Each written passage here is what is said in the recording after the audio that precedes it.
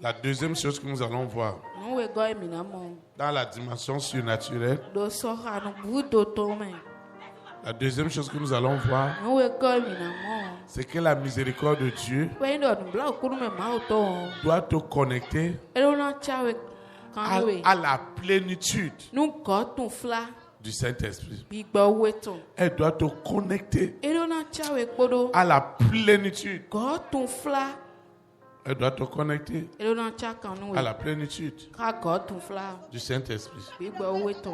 Donc nous devons le savoir. Que dans le surnaturel de la miséricorde, Dieu te visite par la plénitude. Et ton vieil homme,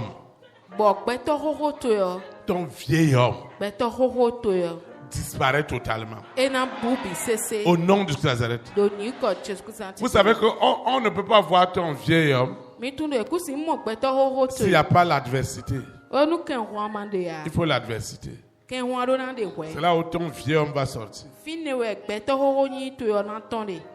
Mais vous savez, celui qui est rempli de la miséricorde de Dieu, qui est connecté densément à la miséricorde de Dieu,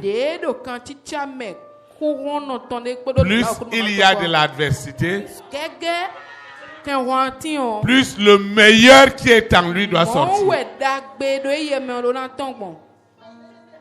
Plus on me juge, plus on me condamne, plus on me reproche des choses, la miséricorde de Dieu fait sortir le meilleur qui est en moi et en toi.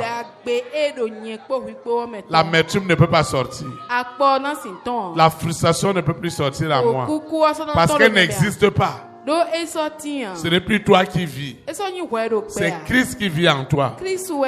Alors lorsque tu es condamné, lorsque tu es jugé, lorsqu'on dit de mauvaises choses contre toi, ce n'est pas toi qui dois sortir.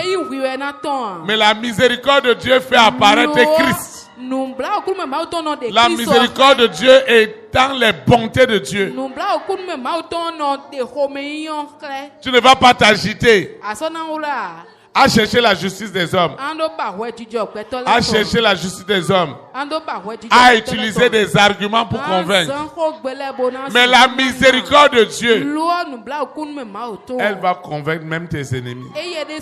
Parce que Dieu dit dans sa parole, parce qu'il a prouvé tes voies ce matin, parce que tu as décidé de solliciter sa miséricorde. Et il me dit de te dire qu'il disposera en ta faveur même tes ennemis. Au nom de Jésus-Christ.